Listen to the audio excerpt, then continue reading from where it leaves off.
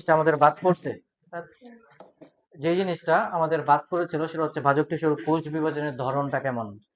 একটু একটু বোর্ডে তাকাবা, লিখবা না কিছুই, তাদের মধ্যে একটু টাইটেল দিয়ে বসে থাকেন। কোষ বিভাজন অনুযায়ী ভাজক টিস্যুর প্রকারভেদ কয় প্রকার? 3 প্রকার। একটু খাতার মধ্যে টাইটেল দিয়ে একটু বসে থাকো। কোষ বিভাজন অনুযায়ী ভাজক টিস্যু 3 প্রকার।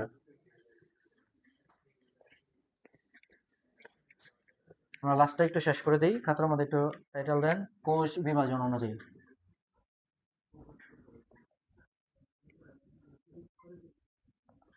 কোষ বিভাজন অনুযায়ী ভাজক টিস্যু কয় প্রকার? 3 প্রকার। একটু তাকাও। উদ্ভিদের দেহে, একটু মনোযোগ দিয়ে শুনবেন, উদ্ভিদের দেহে একরকম ভাজক টিস্যু পাওয়া যায়, একটু তাকাবা।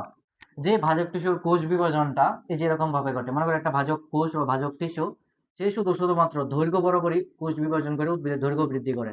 এই যে এইভাবে শুধু বিভাজিত হইয়া দৈর্ঘ্য বৃদ্ধি করতেছে। তার কোষ বিভাজনের ধরনটা হচ্ছে শুধুমাত্র দৈর্ঘ্য বরাবর। একটু শুনবেন, লিখবেন না কিছু। উদ্ভিদের দেহে একরকম ভাজক টিস্যু পাওয়া যায়, যে ভাজক টিস্যুর কোষগুলা একবার দৈর্ঘ্য বরাবর, একবার প্রস্থ বরাবর, একবার দৈর্ঘ্য বরাবর, একবার প্রস্থ বরাবর, দৈর্ঘ্য ও প্রস্থ অর্থাৎ সমানভাবে এদিকে এবং এদিকে সমানভাবে কোষ বিভাজন করে। তাহলে তাদের কোষ বিভাজন হয় 2টা তলে, দৈর্ঘ্য বরাবর এবং প্রস্থ বরাবর। এই কোষটা বিভাজন করবে দৈর্ঘ্য বরাবর এবং সাথে প্রস্থ বরাবর, 2ভাবে বিভাজন করবে। পৃথিবীতে আরেক শ্রেণীর ভাজক টিস্যু পাওয়া যায় উদ্ভিদের দেহে, যে ভাজক টিস্যুর কোষগুলা সব দিকে সমানভাবে বিভাজন হয়, দৈর্ঘ্য প্রস্থ উচ্চতা সব দিকে সমানভাবে বিভাজিত হইতেছে, একবার দৈর্ঘ্য বরাবর, একবার প্রস্থ বরাবর, একবার উচ্চতা বরাবর। একটু বুঝবা। আমি যদি তোমাকে একটু ম্যাথমেটিক্যালি একটু বুঝাই, গণিতের ভাষায়, তাহলে পৃথিবীতে এক শ্রেণীর ভাজক টিস্যু আছে, যাদের কোষ বিভাজনটা হয় যে কোনো একটা অক্ষ বরাবর, হয় এক্স অক্ষ বা ওয়াই অক্ষ। বা যে কোনো পৃথিবীতে আরেক প্রকার ভাজক টিস্যু আছে যাদের কোষ বিভাজন হয় 2টা অক্ষ বরাবর, এই যে এক্স অক্ষ বরাবর এবং ওয়াই অক্ষ বরাবর। পৃথিবীতে আরেক শ্রেণীর ভাজক টিস্যু আছে যাদের কোষ বিভাজন হয় 3টা অক্ষ বরাবর, দৈর্ঘ্য প্রস্থ এবং উচ্চতা বরাবর। তাহলে ভাজক টিস্যুর কোষ বিভাজনের ধরনটা কেমন? সে কিভাবে কোষটা বিভাজন করে? একটা অক্ষ বরাবর মানে শুধু দৈর্ঘ্য বাড়াইতেছে, নাকি 2টা অক্ষ বরাবর দৈর্ঘ্য প্রস্থ 2টাই বাড়াচ্ছে, নাকি 3টা অক্ষ বরাবর সে দৈর্ঘ্য প্রস্থ উচ্চতা সবই সৃষ্টি করতেছে? এটার উপর ভিত্তি করে ভাজক টিস্যু হয় 3 রকমের। কয় রকমের? 3 রকমের। যে ভাজক টিস্যু, একটু মনোযোগ দিয়ে শুনবেন, যে ভাজক টিস্যুর কোষ বিভাজনটা সব তলেই ঘটে, সব দিকেই ঘটে, আমরা ওই ভাজক টিস্যু গুলাকে বলি মাস ভাজক টিস্যু। নাম কি হয়? মাস। মাস ভাজক টিস্যু। এটা তাকাও। যে ভাজক টিস্যুর কোষ বিভাজনটা 2টা তলে ঘটে, দৈর্ঘ্য বরাবর আর প্রস্থ বরাবর। বলতো, প্লেট মানে চ্যাপ্টা জিনিস না, দৈর্ঘ্য প্রস্থ আছে, কোনো উচ্চতা আছে? প্লেট বা যে খাবার যে প্লেট গুলা, দৈর্ঘ্য আছে প্রস্থ আছে, কোনো কি নাই, উচ্চতা নাই। আমরা এরকম ভাজক টিস্যু গুলাকে বলি প্লেট ভাজক টিস্যু। কি নাম? প্লেট। আর যে ভাজক টিস্যুর কোষ বিভাজন শুধুমাত্র একটা তলে ঘটে, তো বুকের মধ্যে যে পরশিবাগুলো আছে এগুলো লম্বা লম্বা না, তাদের দৈর্ঘ্যটা কম্পেয়ার করে তাদের নাম দেওয়া হয়েছে রিব ভাজক টিস্যু। কি নাম? রিব। রিবের প্রস্থ নাই বললে চলে, মোটামুটি পুরোটাই দৈর্ঘ্য তার, বুকের পরশুকা। তাহলে বলো, কোষ বিভাজনের ধরন অনুযায়ী ভাজক টিস্যু কয় রকম? 3 রকমের, মাস, প্লেট আর রিব। বলো, মাস ভাজক টিস্যুর কোষ বিভাজন ঘটে সবতলে। সবতলে দন্ত সহস্র নামের মধ্যে মনে রাখবেন সবতলে। তাহলে বলো, যে ভাজক টিস্যুর কোষ বিভাজন সবতলে ঘটে তার নাম মাস। যে ভাজক টিস্যুর কোষ বিভাজন 2টা অক্ষ বরাবর ঘটে, দৈর্ঘ্য আর প্রস্থ বরাবর, তার নাম প্লেট। আর যে ভাজক টিস্যুর কোষ বিভাজন শুধুমাত্র দৈর্ঘ্য বরাবর হবে তার নাম কি? রিব। রিব। একটু মনোযোগ দিয়ে শোনো। বলো তো, তাহলে রিব ভাজক টিস্যুর বিভাজনে দৈর্ঘ্য আর প্রস্থ সৃষ্টি হয়, তাই না? একটু বলো তো তুমি, উদ্ভিদের পাতা, পাতা, পাতার দৈর্ঘ্য আছে আর প্রস্থ আছে, কোনো উচ্চতা আছে? চ্যাপ্টা না পাতাটা, ফেল করা যায় না। তাহলে একটু কমন সেন্স খাটায় বলো তো, পাতা যদি সৃষ্টি করে কোনো ভাজক টিস্যু, কি সৃষ্টি করতে পারে? প্লেট। কারণ এই ভাজক টিস্যুর বিভাজনে দৈর্ঘ্য তৈরি হয় আর প্রস্থ তৈরি হয়, কি তৈরি হয় না? উচ্চতা। তাহলে উদ্ভিদের পাতা সৃষ্টি করছে কোন ভাজক টিস্যু? কি? প্লেট ভাজক টিস্যু। বলতো, উদ্ভিদের চারপাশে একটা চামড়া আছে, তাই না? চামড়াটা কি পাতার মধ্যে চ্যাপ্টা না? তুমি যদি চামড়াটাকে সোজা করো, চ্যাপ্টা হবে কি না? তাহলে বলো তো, চামড়াটারও দৈর্ঘ্য আছে আর প্রস্থ আছে, কি নাই? তাহলে বলো, বাকল বা চামড়া তৈরি করে আর পাতা তৈরি করে কোন ভাজক টিস্যুটা? প্লেট। বোঝা গেল? তাহলে পাতার মধ্যে যে ভাজক টিস্যু থাকে কারা? প্লেট। চামড়ার মধ্যে যে ভাজক টিস্যু গুলো থাকে নাম প্লেট। এবার একটু তাকাও, আমাকে ছোট্ট একটা জিনিস পড়ি। দেখো তো, মনে করো এটা একটা উদ্ভিদ, একটু তাকাবেন, আমি যদি একটু করে স্ক্রিনে দেখাবো, এটা একটা উদ্ভিদ, এটা তার কাণ্ড, এটা হচ্ছে তার মূল। একটু তাকাও। আমরা যদি মূলের মধ্যে কিছু রোমের মতো বা চুলের মতো অংশ দেখা যায়, তাদের নাম হচ্ছে মূল রোম। কি রোম? মূলের মধ্যে এরকম ছোট ছোট চুলের মতো কিছু জিনিস দেখা যায় উদ্ভিদের, এগুলোর নাম কি? রোম। সেম ভাবে কাণ্ডের মধ্যে এরকম কিছু রোম দেখা যায়, দেখছেন কখনো? আচ্ছা, আমি একটু দেখাই, গতদিন হয়তো একটু দেখাইছিলাম, তাও একটু দেখাই। একটু স্ক্রিনে তাকাবেন, একটু স্ক্রিনে তাকাবেন, হ্যাঁ। টিস্যু, টিস্যু তন্ত্র।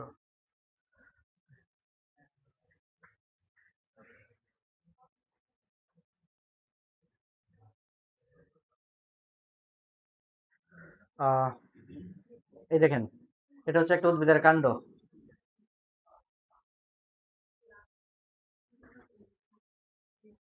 ওমা, এই দেখেন, কাণ্ডের চারপাশে অসংখ্য রোম দেখা যায় না? এই যে কাণ্ডের চারপাশে ছোট ছোট ছোট ছোট চুলের মতো রোম দেখা যায় না?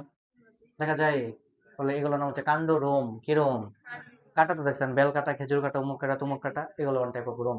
এটা আমরা সামনে লেকচার আলোচনা করব, যেটা আজকে ওদেরকে পড়াইছি। একটু তাকাও। তাহলে বলো, এই রুম গুলার, এই যে রুম গুলা তুমি দেখতে পারতেছো খালি চোখে, বলো তো রুম গুলার দৈর্ঘ্য আছে কিন্তু কোনো প্রস্থ আছে? চিকন না, জাস্ট দৈর্ঘ্য বরাবরই শুধু বড় হয়েছে। তাহলে বলবো রোম সৃষ্টি করে কোন ভাজক টিস্যু? হৃদ ভাজক টিস্যু। বলো তো মূল রোম সৃষ্টি করে কোন ভাজক টিস্যু? কাণ্ড রোম রিবস। আচ্ছা একটু বলো তো, একটা ছোট্ট জিনিস আছে, এটা আমরা নেক্সট ক্লাস, আমরা এক ক্লাস পরে কথাবার্তা বলবো। ওই জিনিসটার নাম হচ্ছে মজ্জা রশ্মি। কি রশ্মি? এটা আমরা চিনাবো, একদম গঠন সহকারে চিনাবো। তার গঠনটা অনেক রকম লম্বা চুলের মতো, দেখাবো একদিন। তাহলে বলো, একটু আমি লিখে দিচ্ছি, বলো তো। প্লেট ভাজক টিস্যু সৃষ্টি করে উদ্ভিদের পাতা। আর কি সৃষ্টি করে? উদ্ভিদের এপিডার্মিস। এপিডার্মিস মানে চামড়াটা। এপিডার্মিস বা চামড়া, উদ্ভিদের চামড়া। বলতো রিব ভাজক টিস্যু সৃষ্টি করে হচ্ছে উদ্ভিদের দুইটা রোম, মূল রোম, কাণ্ড রোম। তার একদম ওয়ান ডে, মানে দৈর্ঘ্য আছে কোনো প্রস্থ নাই। কাণ্ড রোম, কমন সেন্স বুঝবেন। আরেকটা জিনিস নাম হচ্ছে কিরোশি। মজ্জা রশি, লিখবেন না, লিখবেন না, লিখবেন না, লিখলে মুছতে হবে। তাকে বলো তো, একটা ফল, একটা ফল, ফল তার দৈর্ঘ্য আছে, প্রস্থ আছে, আর উচ্চতা আছে। তাহলে একটু বলুন তো, একটা ফল সৃষ্টি করে কোন ভাজক টিস্যু? মাছ। মানে সমানভাবে বিভাজিত একটা কি বানাইছে? ফল। বলো তো, একটা উদ্ভিদের কাণ্ড, এই যে কাণ্ড, দৈর্ঘ্য প্রস্থ উচ্চতা সবই আছে না? কাণ্ড। তাহলে কাণ্ড সৃষ্টি করছে কোন ভাজক টিস্যু? মাছ। বলো তো ডালপালা সৃষ্টি করছে কে? মাছ। ফুল সৃষ্টি করছে? মাছ। ফুলের বোটা সৃষ্টি করছে? মাছ। তাদের সবার দৈর্ঘ্য প্রস্থ উচ্চতা সবই আছে। তাহলে এই জিনিসগুলো শুধু মনে রাখবেন। এছাড়া উদ্ভিদের বাকি সকল কিছু আমি সংক্ষেপে লিখে দিচ্ছি, বাকি সব, এগুলো ছাড়া বাকি সব সৃষ্টি করছে হচ্ছে মাছ ভাজক টিস্যু।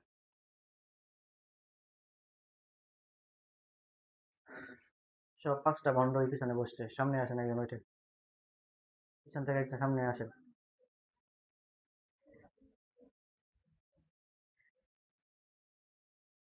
দ্রুত তুলে ফেলেন, দ্রুত তুলে ফেলেন।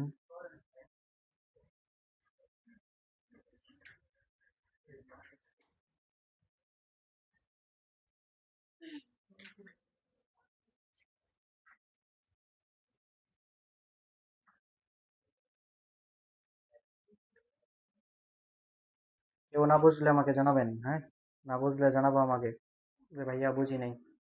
কঠিন লাগলে বলবা। সহজ জিনিস, আপনাদের পড়া খুবই কম, বোঝাটাই মেইন। বুঝলে পড়তে টাইম লাগবে না। তোলা শেষ হলে জানাবা। অনেক কিছু বাড়িতে হবে আজকে, কথা না। যে পিছনে রেকর্ড হইতেছে, আপনাদের বাসবে করে। এখন অপমান করলে সবাই দেখবে, সাবধান। বাসবেই, বাসবেই। তুলছ? তোলা বাজ রয়েছে কার? মুসলাম, মুসলাম।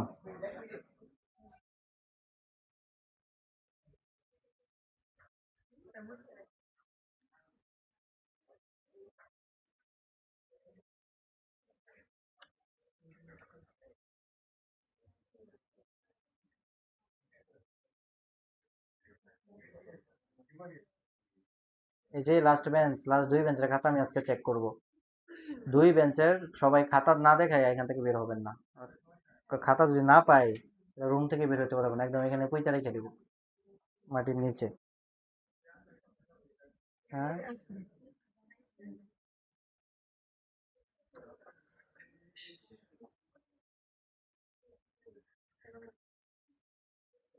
তুলছ? তুলছ? বুঝতাম, এবার একটু তাকাও। এর মাধ্যমে আমরা ভাজক টিস্যু শেষ করছি পড়াশোনা। ভাজক টিস্যু সম্পর্কে আপনাকে এ টু জেড সব শেখানো হয়েছে। আমরা ভাজক টিস্যু কি, তার বৈশিষ্ট্যগুলো চিনাইছি প্রথম ক্লাসে। ভাজক টিস্যু পৃথিবীতে কয় রকম আছে, মানে উদ্ভিদের কোথায় কোন ভাজক টিস্যুটা আছে, প্রত্যেকটা নাম ধরে ধরে শেখানো হয়েছে ভাজক টিস্যুর প্রকার ভেদে। বলেন, আমরা এই পর্যন্ত উদ্ভিদের দুইটা যে মৌলিক টিস্যু পাওয়া যায় উদ্ভিদের দেহে, ভাজক আর স্থায়ী, দুইটা মৌলিক টিস্যু নিয়ে পড়াশোনা শেষ করছি। একটু তাকাও, আবার একটু মুখে মুখে রিপিট করেন, তারপরে আমি নেক্সট টপিকে যাই। উদ্ভিদের মৌলিক টিস্যু কয়টা? দুইটা, ভাজক আর স্থায়ী। বলেন স্থায়ী টিস্যু কয়টা ছিল? তিন ধরনের, সরল, জটিল আর যৌগিক। হরণকারী, সরল, জটিল আর হরণকারী। বলো সরল টিস্যু কয়টা ছিল? তিনটা, প্যারেনকাইমা, ফুলেনকাইমা, মেসেনকাইমা। জটিল কয়টা ছিল?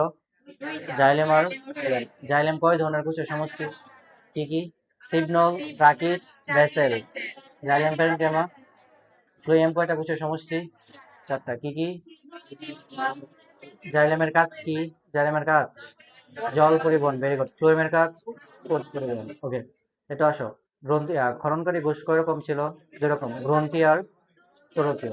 এই ছিল স্থায়ী টিস্যু। বলেন ভাজক টিস্যু। একবার শেষ করি, বলো যে টিস্যুর কোষগুলো বিভাজনে সক্ষম তার নাম ভাজক টিস্যু। ভাজক টিস্যুগুলোর বৈশিষ্ট্য একটু মুখে মুখে বলেন। ভাজক টিস্যুর বৈশিষ্ট্য বলো। কোষগুলো বিভাজনে সক্ষম। কোষগুলা কি বেশিও? সমবেশীয়। জীবিত নাকি মৃত? কোষগুলোর শেপটা কেমন? আয়তাকার। বলো কোষের মধ্যে কোনো আন্তঃকোষীয় ফাঁক থাকে? কোনো কোষ গহ্বর থাকে? বলো প্রত্যেকটা কোষের নিউক্লিয়াসটা কেমন হয়? বড়। সাইটোপ্লাজম কম এবং অধিক ঘন। বলো তো প্লাস্টিড এবং অন্যান্য অঙ্গাণুগুলা কি অবস্থায় থাকে? তার সেলুলোজটা কেমন থাকে? পুরো নাকি পাতলা? পাতলা, কারণ সে মাত্র জন্ম নিছে, সবই পাতলা তার। বলেন, আপনাকে এরপরে শেষ করছি ভাজক টিস্যুর প্রকারভেদ। বলো ভাজক টিস্যুকে আমরা চারটা ভাগে ভাগ করি প্রকারভেদ। উৎপত্তি অনুযায়ী, অবস্থান, কোষ বিভাজন, কাজ। বলেন কোষ বিভাজন অনুযায়ী ভাজক টিস্যু কয় রকম? মাস, প্লেট আর সলিড। পারবেন? ওকে, এর মাধ্যমে আমরা দুইটা টিস্যু পড়া শেষ করছি, ভাজক আর স্থায়ী। এবার একটু তাকাও। আমরা এখন তোমাকে একটা উদ্ভিদের অভ্যন্তরীণ গঠনটা দেখাবো। তোমাকে বেসিক জিনিস পড়া শেষ। উদ্ভিদের দেহটা গঠন করছে যে দুইটা টিস্যু পড়াই গেছে, ভাজক আর স্থায়ী। এখন দুইটা টিস্যু যে উদ্ভিদের দেহটা গঠন করছে, তো উদ্ভিদের দেহের ভিতরের দেহের ছবিটা একটু দেখবা স্ক্রিনে। এই হচ্ছে উদ্ভিদের অভ্যন্তরীণ গঠনটা। আসছে ছবিটা। একটা উদ্ভিদকে কাটলে ভিতরটা যে জিনিস দ্বারা তৈরি সেটা তোমাকে একটু পড়াই। বলো উদ্ভিদের দেহটা গঠন করছে কয়টা টিস্যু? দুইটা টিস্যু, ভাজক আর স্থায়ী। ওইটাকে এবার সাইডে রাখো। বলা হয় থাকে একটা উদ্ভিদের অভ্যন্তরীণ গঠনে উদ্ভিদের তিনটা মৌলিক জিনিস আছে। উদ্ভিদের চারপাশে আছে একটা চামড়া বা বাকল, এই যে এটা, তাই না? উদ্ভিদের চারপাশে আছে একটা চামড়া বা বাকল, এই যে চামড়া বা বাকলটা। চামড়া বা বাকল থেকে একদম সেন্টার পর্যন্ত পুরোটা থেকে আমরা কাঠ পাই না? এটার নাম হচ্ছে কর্টেক্স, বা এটা উদ্ভিদের গ্রাউন্ড টিস্যু। এটাকে আমরা কি বলি? উদ্ভিদের গ্রাউন্ড টিস্যু। তাহলে এটা চামড়া বা বাকল, এটার নাম গ্রাউন্ড টিস্যু।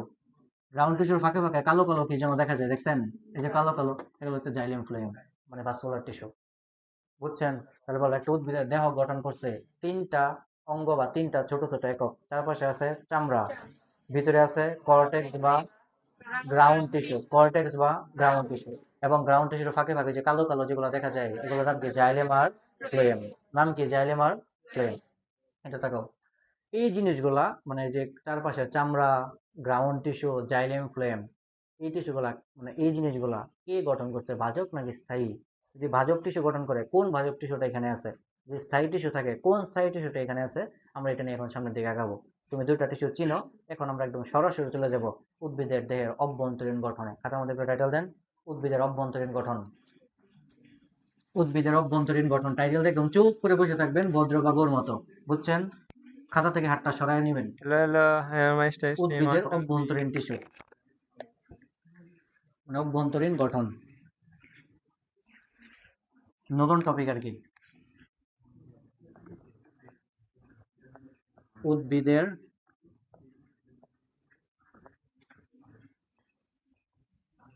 অভ্যন্তরীণ গঠন।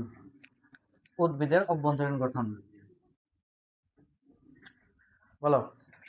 একটা উদ্ভিদের অভ্যন্তরীণ গঠনে তিনটা মৌলিক জিনিস আছে বা তিনটা একক আছে। তার চারপাশে থাকে একটা চামড়া বা বাকল, ভিতরে থাকে গ্রাউন্ড টিস্যু যেখান থেকে আমরা কাঠ পাই, এর নাম হচ্ছে কর্টেক্স। যেটার উপরে বসে আছেন এটা গ্রাউন্ড টিস্যু থেকে তৈরি করে, এখানে কোনো চামড়া নাই। এবং গ্রাউন্ড টিস্যুগুলোর ফাঁকে ফাঁকে যে কালো কালো যে জিনিসগুলো দেখা যায়, এগুলোর নাম হচ্ছে জাইলেম আর ফ্লোয়েম। আপনি কাঠের দিকে একটু ভালো করে তাকাইলে দেখবেন ছোট ছোট চুলের মতো গর্ত গর্ত, লম্বা লম্বা গর্ত, দেখছেন? এগুলোই জাইলেম ফ্লোয়েম। একটু ভালো করে, এখন তো বুঝবেন না, এই কেটে একদম শেষ করে ফেলছেন, এখন কেমন বুঝবেন? দেখবেন ছোট ছোট ছোট ছোট লম্বা লম্বা চুলের মতো গর্ত গর্ত, লম্বা লম্বা, এগুলোর নাম হচ্ছে জাইলেম আর ফ্লোয়েম, যেগুলো এখানে যে কালোগুলো দেখা যাইতেছে। একটু তাকাও এদিকে, এদিকে একটু তাকাও। তাহলে বলো উদ্ভিদের অভ্যন্তরীণ গঠনে আমরা উদ্ভিদটাকে তিনটা অংশে ভাগ করে পড়াশোনা করব। আপনারা লিখবেন না? একটু তাকান। তিনটা অংশের মধ্যে অভ্যন্তরীণ গঠনে প্রথম যে অংশটা আছে, লিখবা না? আমরা ওই অংশটাকে বলি উদ্ভিদের এপিডার্মাল টিস্যু তন্ত্র বা ত্বক বা চামড়া। বলো উদ্ভিদের বাইরের দিকে যে জিনিসটা আছে, ওই জিনিসগুলোকে আমরা নাম দিলাম কি টিস্যু তন্ত্র? এপিডার্মাল টিস্যু তন্ত্র। কেন টিস্যু তন্ত্র নাম দিয়েছি একটু পরে আসতেছি। উদ্ভিদের যে অঞ্চলটা মাঝে থাকে, যেখান থেকে আমরা কাঠ পাই, তার নাম হচ্ছে গ্রাউন্ড টিস্যু। কি টিস্যু? গ্রাউন্ড টিস্যু তন্ত্র। এপিডার্মাল টিস্যুতন্ত্র, গ্রাউন্ড টিস্যুতন্ত্র। এবং গ্রাউন্ড টিস্যুতন্ত্রের ফাঁকে ফাঁকে উদ্ভিদের যে জিনিসগুলো থাকে সেগুলো নাম হচ্ছে ভাস্কুলার টিস্যুতন্ত্র। তারপরে উদ্ভিদের দেহ গঠন করছে তিনটা টিস্যুতন্ত্র মিলে। কয়টা টিস্যুতন্ত্র? তিনটা টিস্যুতন্ত্র, এপিডার্মাল, গ্রাউন্ড আর ভাস্কুলার। আমরা টিস্যুতন্ত্র কেন বলতেছি? কারণ প্রত্যেকটা টিস্যুর মধ্যে অসংখ্য, মানে প্রত্যেকটা তন্ত্রের মধ্যে অসংখ্য টিস্যু দ্বারা গঠিত হয়েছে। সামনে আমরা আলোচনা করবো, একটু তাকাও। এই যে উদ্ভিদের অভ্যন্তরীণ গঠনটা আমরা পড়াশোনা করতেছি, উদ্ভিদের অভ্যন্তরীণ গঠনে তিনটা জিনিস আছে। এই তিনটা জিনিস সর্বপ্রথম 1803 সালে একজন বিজ্ঞানী দেখাই দিয়ে গেছিল উদ্ভিদের অভ্যন্তরীণ গঠন, তার নাম ছিল বিজ্ঞানী সেক্স। 1803 সালের দিকে এই বিজ্ঞানীটা, পিছনে এত কথা কেন হয়, এত কথা কেন হয়? লাস্ট বেঞ্চের সাদা উঠে চলে আসেন সামনে। আপনি আপনি আপনি হ্যাঁ, উঠে চলে আসেন, সামনে চলে আসেন। আপনার এই জন্য যে তারে ডিস্টার্ব হয়, এটা কি বুঝেন না? আচ্ছা, তাহলে একটু বলো, উদ্ভিদের মৌলিক গঠনে তিনটা জিনিস আছে। এটা একজন বিজ্ঞানী সেক্স 1803 সালে ব্যাখ্যা করে গেছিল যে উদ্ভিদের চারপাশে আছে চামড়া বা এপিডার্মাল টিস্যুতন্ত্র, আছে গ্রাউন্ড টিস্যুতন্ত্র, আছে ভাস্কুলার টিস্যুতন্ত্র। একটু তাকান, আমি যদি ওই ছবিটা একটু আঁকি বোর্ডে, একটু তাকাবা, ছবিটা একটু তাকাবা। এটা হচ্ছে একটা উদ্ভিদের প্রস্থচ্ছেদের ছবি। ছবিটা একটু বুঝবেন। এই যে একটা উদ্ভিদ গাছ কাইটে ঝুলাই রাখছো অর্ধেকটা, এটা বুঝবা ছবিটা, আমি এটা আঁকতেছি না।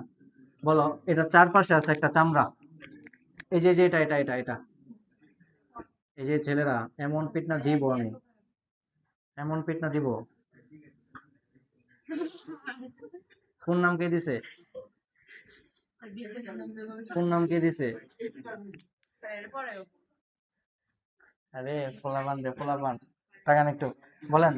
এই চারপাশে যেটা হচ্ছে এপিডার্মিস, কালোটা লালটার মাঝে এটা কি ডার্মিস? এপিডার্মিস। এই দেখো পুরোটা সাদাটা, এই যে দিকে পুরোটা যদি গ্রাউন্ড টিস্যু, এখান থেকে আমরা কাট পাই।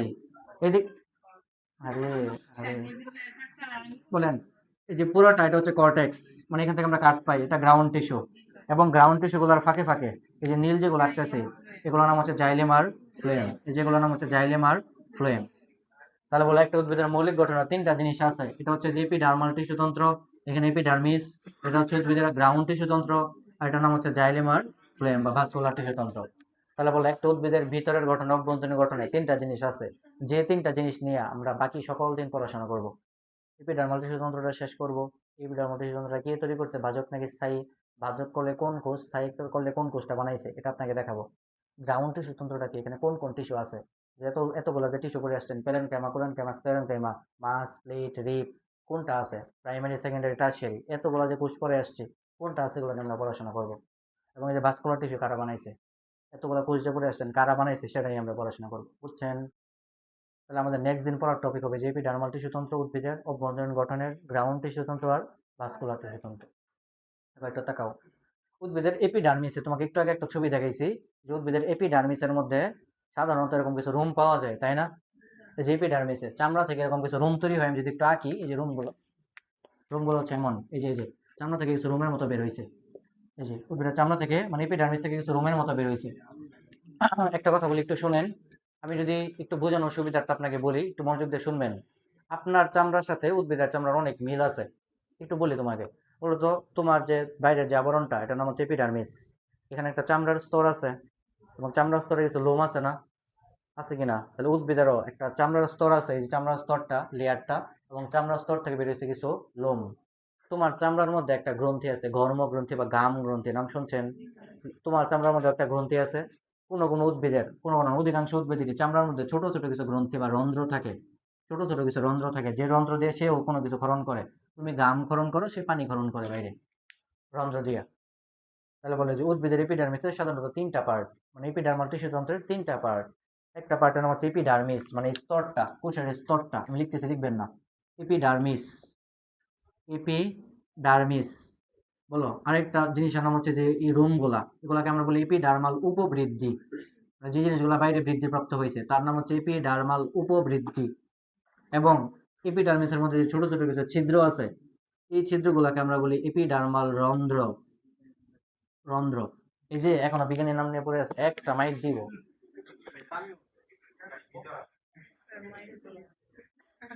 এখনো বিজ্ঞানীর, আমি আমি কি করি তারা কি করে, বলেন।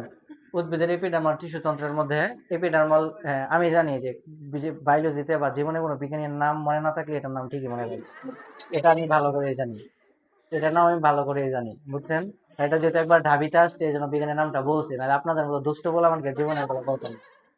বুঝছেন, একবার ঢাবিতে আসতে দেখি আমি বলছি, মানে বললাম বলে। আর এটা খুব ভালো মনে থাকবে, এটা আমি জানি যে টিস্যু তন্ত্রের জনক কে, এটা হচ্ছে এটা। জি।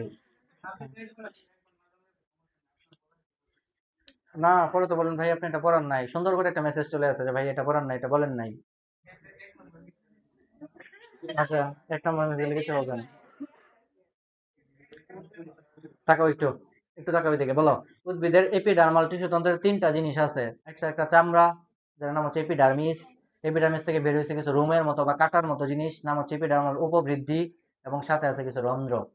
যেমন একটা রন্ধ্রের নাম বলি, শুনছেন ছোটবেলা থেকে, পত্ররন্ধ্র এপিডার্মিসের মধ্যে থাকে। বুঝছো? তো আমরা এপিডার্মাল টিস্যু তন্ত্র সম্পর্কে এই জিনিসগুলো নিয়ে পড়বো। গ্রাউন্ড টিস্যু তন্ত্রের যে বর্ণনাটা, এটা আমরা গ্রাউন্ড টিস্যু তন্ত্রে তোমাকে দেখাবো। যেমন তুমি একটু দেখো, এই যে গ্রাউন্ড টিস্যুটা একটু তাকাও, বলো তো। গ্রাউন্ড টিস্যুটা তুমি যদি একটু এখানে দেখো, স্ক্রিনে যদি একটু দেখো, এই যে দিকে এপিডার্মিস থেকে, এই যে এখান থেকে একদম সেন্টার পর্যন্ত পুরোটাকে গ্রাউন্ড টিস্যু না?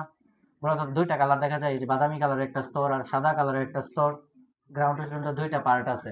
এখন বললে কিছু মনে থাকবে না বা বুঝবেন না, একটা বলি বহিঃস্থলীয় অঞ্চল, একটা অন্তঃস্থলীয় অঞ্চল। মনে রাখার কোনো দরকার নাই, যখন পড়াবো তখন একদম কনসেপ্ট সহ বুঝাই দিব। বলেন গ্রাউন্ড টিস্যুর ধরে ফাঁকে ফাঁকে আছে কি, জাইলেমার ফ্লোয়েম। পারবেন? আসেন আমরা আজকে জাস্ট একটু পড়াই দেবো উদ্ভিদের এপিডার্মাল টিস্যু তন্ত্রের এপিডার্মিসটা। খুবই সহজ পড়াশোনা, খাতার মধ্যে টাইটেল দেন এপিডার্মাল টিস্যু তন্ত্র। হ্যাঁ, তুলেন এটা। এপিডার্মাল টিস্যু তন্ত্র, টাইটেল দেবেন এপিডার্মিস, সাব টাইটেল আর কি। ছেলেগুলোর খাতাটা আমি দেখে আসি।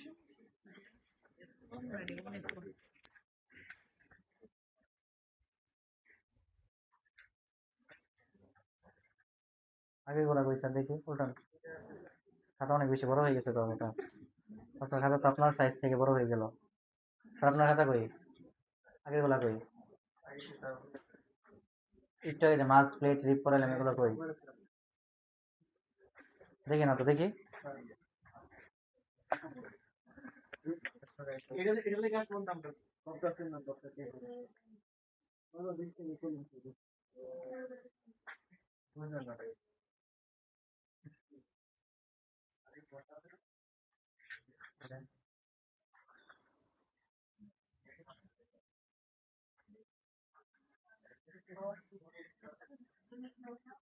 তুলছেন সবাই? তুলছেন সবাই? তুলেন। এই ছবিটা চাইলে আঁকতে পারেন, ছবিটা এঁকে লেভেলিং করেন, তাহলে বুঝতে সুবিধা হবে। এই যে এই ছবিটা একটু তাকাও দিকে, এই যে এই ছবিটা আঁকো, এই ছবিটা আঁকো, তাহলে উদ্ভিদের অভ্যন্তরীণ গঠনটা বুঝতে অনেক সুবিধা হবে। হ্যাঁ, এটা আঁকো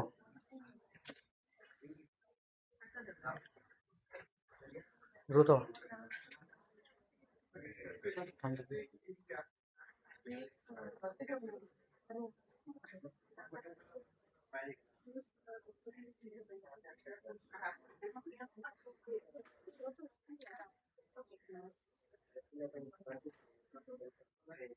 তোলা হয়েছে? তোলা হয়েছে, জি। জি, উপবৃদ্ধি। উপবৃদ্ধি জিনিসগুলো কি কি, যে কাটা, রোম, এগুলো হচ্ছে উপবৃদ্ধি। এই যে বাচ্চার বাজার বসে দিছে, খাতার মধ্যে টাইটেল দেন এপিডার্মাল টিস্যু তন্ত্র, সাব টাইটেল দাও এপিডার্মিস। এটা নিয়ে আজকে একটু কথা বলবো। এপিডার্মাল টিস্যু তন্ত্র, এপিডার্মিস।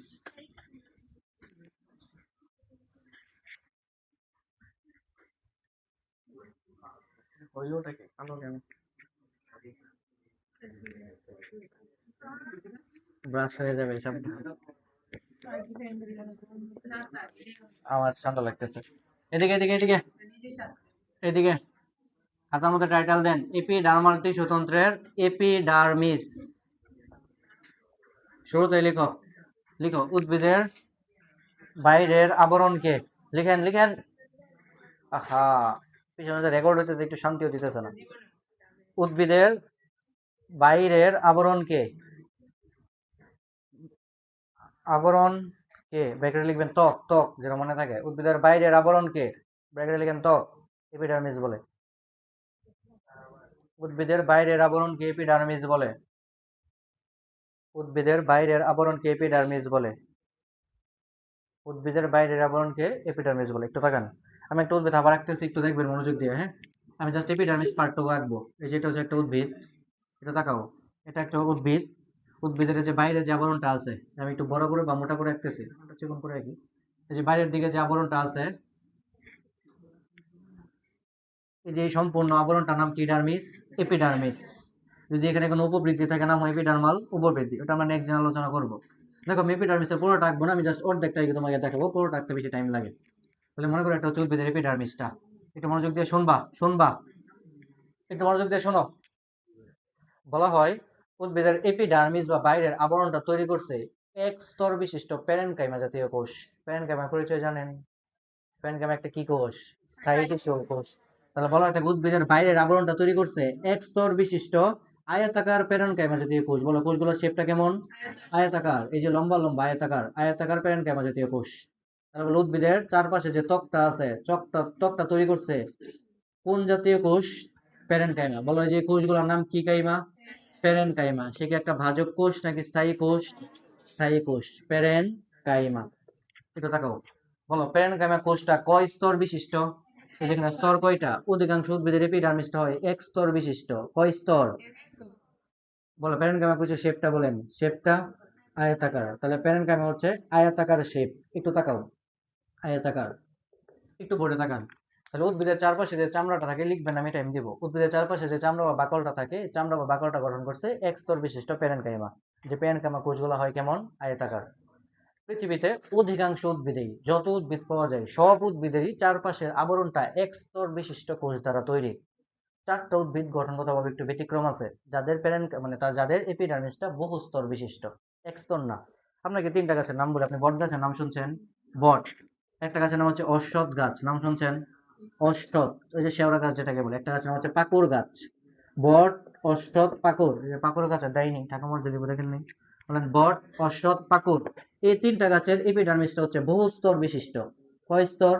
বহু স্তর। একটু মনে রাখবেন আলাদা করে। একটা গাছের নাম হচ্ছে করবি গাছ, নাম শুনছেন? করবি। এই করবি গাছের এপিডার্মিসটা হচ্ছে তিন স্তর বিশিষ্ট। একটু আলাদা করে মনে রাখবেন। তাহলে বলো পৃথিবীতে অধিকাংশ উদ্ভিদের এপিডার্মিসটা কয় স্তর বিশিষ্ট? এক স্তর। জাস্ট এই চারটা উদ্ভিদ ব্যতিক্রম। বট, অশ্বত্থ, পাকুড় একসাথে শিখবেন। তাদের এপিডার্মিসটা বহু স্তর বিশিষ্ট। আর করবি গাছের এপিডার্মিসটা তিন স্তর বিশিষ্ট। একটু তাকাও। বলো এপিডার্মিস গঠন করছে কোন কোষটা জানি? প্যারেনকাইমা। বলো সে কি ভাজক নাকি স্থায়ী? স্থায়ী। সে যদি স্থায়ী হয় তাহলে বলো তো স্থায়ী টিস্যুর বৈশিষ্ট্য তোমাকে বলি। ভাজক টিস্যুর উল্টা। স্থায়ী টিস্যুর বৈশিষ্ট্য কার উল্টা? তাহলে তুমি মুখে শেষ করো। বলো ভাজক টিস্যুর বৈশিষ্ট্য ছিল বিভাজন ক্ষম, স্থায়ী টিস্যু বিভাজন অক্ষম। বলো ভাজক টিস্যুর কোষে কোষ প্রাচীরটা ছিল পাতলা, স্থায়ী কোষে পুরু। কোষ প্রাচীর কেমন? পুরু। বলো ভাজক কোষের বৈশিষ্ট্য ছিল, ভাজক কোষে কোনো কোষ গহ্বর ছিল না, স্থায়ী কোষে কোষ গহ্বর। সবই উল্টা।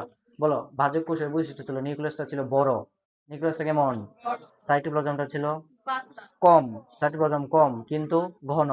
তাহলে বলো স্থায়ী কোষের বৈশিষ্ট্য বলো নিউক্লিয়াসটা হবে ছোট, তাহলে সাইটোপ্লাজম হবে বেশি, আর কেমন হবে? পাতলা। তাহলে বলো প্যারেনকাইমা কোষের এই বৈশিষ্ট্যগুলো না? আমি একটু আসতেছি অন্তঃকোষীয় ফাঁকার জায়গাটা নিয়ে, একটু তাকাও। বলো প্যারেনকাইমা জাতীয় কোষের এপিডার্মিসটা যে গঠন করছে যে কোষটা প্যারেনকাইমা জাতীয় কোষ, সে একটা কি কোষ? স্থায়ী কোষ। তাহলে স্থায়ী কোষের বৈশিষ্ট্য কি? বলো বৈশিষ্ট্যটা কি? এই কোষের নিউক্লিয়াস কেমন থাকে? নিউক্লিয়াসটা থাকে হচ্ছে ছোট, একটা ছোট নিউক্লিয়াস থাকে। একটু বলেন এই প্যারেনকাইমা জাতীয় কোষের মধ্যে কোষ গহ্বর কি থাকে? নিউক্লিয়াস যদি ছোট থাকে তাহলে সাইটোপ্লাজম কেমন হবে? সাইটোপ্লাজম কি হবে? বেশি। তাহলে বলো তার নিউক্লিয়াসটা ছোট, সাইটোপ্লাজম বেশি। বেশি। বলো তো যদি সাইটোপ্লাজম বেশি হয় তাহলে সাইটোপ্লাজমটা হবে পাতলা। বেশি এবং পাতলা। বলো তার কোষে কি গহ্বর আছে? কোষ গহ্বর, কোষ গহ্বর উপস্থিত। এই হচ্ছে আমাদের প্যারেনকাইমা কোষ সম্পর্কে কিছু কথা, চাইলে একটু মনে রাখবেন, না চাইলে নেই। এবার একটু তাকাও, লিখেন না কাইন্ডলি, লিখেন একটু তাকান। বলো তো প্যারেনকাইমা কোষটা কয় স্তর বিশিষ্ট? এক স্তর। যদি এক স্তরের আয়তাকার গঠন হয়, আয়তাকার গঠন, তাহলে কি বলেন তো দুইটা কোষের মাঝে আন্তঃকোষীয় ফাঁকা জায়গা থাকার চান্স আছে? যদি গোলাকার হইতো তাহলে হয়তো আন্তঃকোষীয় ফাঁকা জায়গা থাকতো। যেহেতু আয়তাকার হয়েছে, দুইটা একসাথে ঘনভাবে মিশে আছে, কোনো আন্তঃকোষীয় ফাঁকা জায়গা নাই। তাহলে একটু মনে রাখবেন এপিডার্মিসের মধ্যে কোনো কি নাই? আন্তঃকোষীয় ফাঁকা জায়গা নাই। যদি এপিডার্মিসে আন্তঃকোষীয় ফাঁকা জায়গা পাওয়া যায় তার নামই হয়ে যাবে রন্ধ্র। তবে সাধারণত এপিডার্মিসে কি নাই? আন্তঃকোষীয় ফাঁকা জায়গা নাই। একটু একটু তোলেন, এটুকু একটু তোলেন।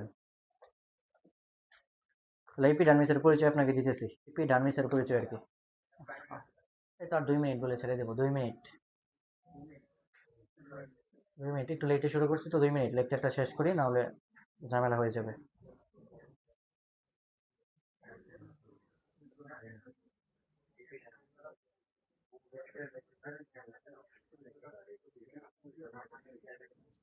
ওয়ালাইকুম আসসালাম।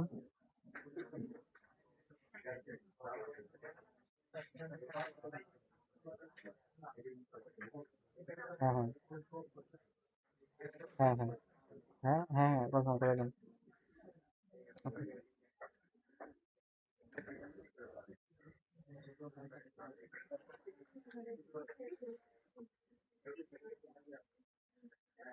তুলছো তুলছো দেখেন আরেকটু কথা বলে আমি ছেড়ে দিব। আহ, স্যারেরা যে জানানোটা জ্বালাইতেছেন আজকে, তাকাও একটু, তোলা শেষ হলে একটু দিকে তাকাবো। দেখো তো, এই কোষগুলো হচ্ছে প্যারেনকাইমা জাতীয় কোষ। পৃথিবীতে অধিকাংশ উদ্ভিদের যে এপিডার্মিসটা আছে, মানে এপিডার্মিসের যে কোষগুলো আছে প্যারেনকাইমা জাতীয় কোষ, এই প্যারেনকাইমা জাতীয় কোষগুলা এপিডার্মিসের বাইরের দিকে, বাইরের ত্বকে একটা রাসায়নিক পদার্থ ক্ষরণ করে, যে রাসায়নিক পদার্থটা উদ্ভিদটাকে পানি প্রতিরোধী করে এবং ছত্রাক প্রতিরোধী করে। মানে এপিডার্মিসের চারপাশে এই কোষগুলো একটা রাসায়নিক পদার্থ ক্ষরণ করে, একটু মনোযোগ দিয়ে শুনবেন। যে রাসায়নিক পদার্থটার কারণে উদ্ভিদের শরীরে কোনো ছত্রাক জন্মাইতে পারে না বা জন্মায় না, এবং ওই উদ্ভিদটার শরীরে সাধারণত পানিটা বের হতে দেয় না। ওই রাসায়নিক পদার্থ হচ্ছে একটা মোম জাতীয় পদার্থ। কি জাতীয়? মোম। তার নাম হচ্ছে কিউটিকল। কি কল? তাহলে বলো, এপিডার্মিসের প্যারেনকাইমা জাতীয় কোষগুলো এপিডার্মিসের বাইরের দিকে একটা রাসায়নিক পদার্থ ক্ষরণ করে, রাসায়নিক পদার্থটার নাম কি? কিউটিকল। তোমার আমার চামড়ার মধ্যে কিন্তু কিউটিকল আছে, মানে তোমার আমার চামড়ার মধ্যে ছত্রাক গজাইতো, বুঝছো? তাহলে বলো, এপিডার্মিসের চারপাশে একটা রাসায়নিক পদার্থ জমা হয়, রাসায়নিক পদার্থটা কি জাতীয়? মোম জাতীয়। পদার্থটার নাম কি কল? কিউটিকল। অধিকাংশ উদ্ভিদের এপিডার্মিসের চারপাশে কিউটিকল যুক্ত হয়ে থাকে, কিউটিকল যুক্ত থাকে। একটু শোনো, কোন উদ্ভিদে এই জিনিসগুলো একটু মুখস্থের, একটু শুনেন, একবার পড়বেন বাসায়, তাহলে মনে হয়ে যাবে। কোন উদ্ভিদের কিউটিকল ছাড়াও আরো কিছু রাসায়নিক পদার্থ উপস্থিত থাকে। যেমন যে সরিষা যে উদ্ভিদটা আছে, সরিষা গোত্রের উদ্ভিদ, সরিষা গাছটা দেখছেন? সরিষা উদ্ভিদের কিউটিকলে, সরিষা উদ্ভিদের চারপাশে, এপিডার্মিসের চারপাশে কিউটিকল ছাড়াও তার এপিডার্মিসের মধ্যে একটা রাসায়নিক পদার্থটা পাওয়া যায়। রাসায়নিক পদার্থ নাম হচ্ছে মাইরোসিন। কি সিন? মানে কিউটিকল ছাড়াও তার চারপাশে একটা রাসায়নিক পদার্থ থাকে সরিষা উদ্ভিদের, নাম কি সিন? মাইরোসিন। কিছু ঘাস জাতীয় উদ্ভিদ আছে, ঘাস, দূর্বা ঘাস, বাঁশ গাছ। এই ঘাস জাতীয় উদ্ভিদের চারপাশে কিউটিকল ছাড়াও দুইটা বিশেষ কোষ থাকে, এই যে এখানে ছোট ছোট কিছু কোষ থাকে। একটা কোষের নাম হচ্ছে কর্ক কোষ, একটা কোষের নাম হচ্ছে সিলিকা কোষ। ঘাস জাতীয় উদ্ভিদে পাওয়া যায়। সাইকাসের নাম শুনতেন আশা করি, সাইকাস পাইনাস। তাদের এপিডার্মিসে, মানে তাদের চারপাশে চামড়ার মধ্যে থাকে দুইটা, এই যেদিকে সাইকাস এবং পাইনাস, তাদের এপিডার্মিসে কিউটিকল ছাড়াও থাকে লিগনিন। কি থাকে? এই যে লিগনিন, প্যাকটিন, সুবিরিন, নাম পড়ছেন না? তাহলে তাদের এপিডার্মিসে কিউটিকল ছাড়াও সাইকাসের কি থাকে? লিগনিন।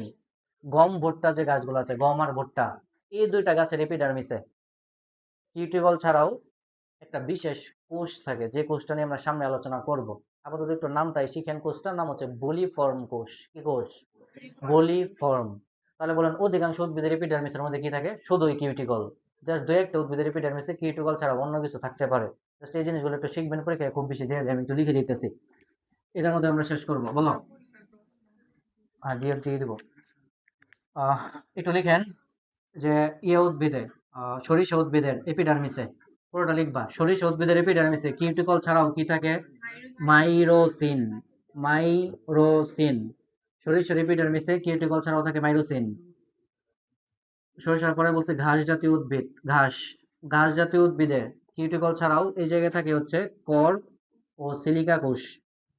দুইটা কোষ থাকে আর কি এপিডার্মিসে, কর্ক ও সিলিকা কোষ। কর্ক ও সিলিকা কোষ হলো ঘাস জাতীয় উদ্ভিদ। পরে হচ্ছে সাইকাস, মানে নগ্নবীজি, সাইকাস পাইনাস। সাইকাস পাইনাস দুইটাই নগ্নবীজি উদ্ভিদ। এই সাইকাস পাইনাসের এপিডার্মিসে থাকে হচ্ছে লিগনিন। লিগনিন। সাইকাস পাইনাসের এপিডার্মিসে থাকে লিগনিন। গম ভুট্টায়, গম ভুট্টা, এই দুটার এপিডার্মিসে থাকে একটা বিশেষ কোষ। কোষটার নাম একটু শিখবেন, অসংখ্যবার আসছে। কোষটার নাম হচ্ছে বলিফর্ম। কি ফর্ম? বলিফর্ম কোষ। এবং একটা উদ্ভিদ জবা, জবার এপিডার্মিসে, জবা। পাঁচটা জিনিস একটু শিখবেন। জবার এপিডার্মিসে থাকে একটা পিচ্ছিল পদার্থ, নাম হচ্ছে মিউসিলেস। মিউসিলেস। মিউকাসের নাম শুনছো? মিউকাস। প্রাণীর শরীরকে যদি কোনো কিছু পিচ্ছিল করে সেটা হয় মিউকাস, আর উদ্ভিদের শরীর যদি পিচ্ছিল হয় সেটার জন্য দায়ী হচ্ছে মিউসিলেস। জবার পাতা দেখে অনেক বেশি পিচ্ছিল না? পাতা কচি কাণ্ড, এই জায়গায় আছে মিউসিলেস। তাহলে একটু শিখবেন এই জিনিসগুলো, একটু মুখস্থ দিয়ে আমি আগে বলে দিতেছি। যে উদ্ভিদের অধিকাংশ উদ্ভিদের এপিডার্মিসে থাকে কিউটিকল। কিউটিকল ছাড়াও এপিডার্মিসে এই জিনিসগুলো থাকতে পারে, এই জিনিসগুলো থাকতে পারে, বুঝছেন? একটু শিখবেন মুখস্থ। সরিষাতে থাকে মাইরোসিন, ঘাসে কর্ক সিলিকা, সাইকাসে লিগনিন, গম ভুট্টায় গুলিফর্ম, জবাতে থাকে কি Nucleus। একটু কাইন্ডলি শিখবেন। আজকে আমরা এপিডার্মিসটা এই পর্যন্ত থামবো। বই থেকে একটু এপিডার্মিসের কাজগুলা পড়বেন, অনেকগুলা পয়েন্ট দেওয়া আছে, একবার রিডিং দিবা, জাস্ট 2টা কাজ শিখবা। বলতো এপিডার্মিসের মধ্যে কিউটিকল থাকার কারণে সে পানি প্রতিরোধী আর ছত্রাক প্রতিরোধী। বাকি কাজগুলো একবার রিডিং দিবেন, ঠিক আছে? জান, আল্লাহ হাফেজ। আপনাদের মেবি একটু শুনেন, এক্সট্রা ক্লাস দিতে চাইছিলাম কিন্তু আপাতত দিতে পারতেছি না, আপনাদের অনেকে গ্যাস কারেন্ট সমস্যা বাসায়। অনেকের কালকে কি ক্লাস করতে পারবেন আপনারা? ছেলেরা একটু দাঁড়ান, কালকে যদি এক্সট্রা ক্লাস দিয়ে করতে পারবেন? হ্যাঁ, কালকে যে কোনো টাইমে। হ্যাঁ, বিকাল বাদ দিয়া সকালে পারবেন? 11টায় 12টায়? কেউ যদি না পারেন তাহলে বলেন।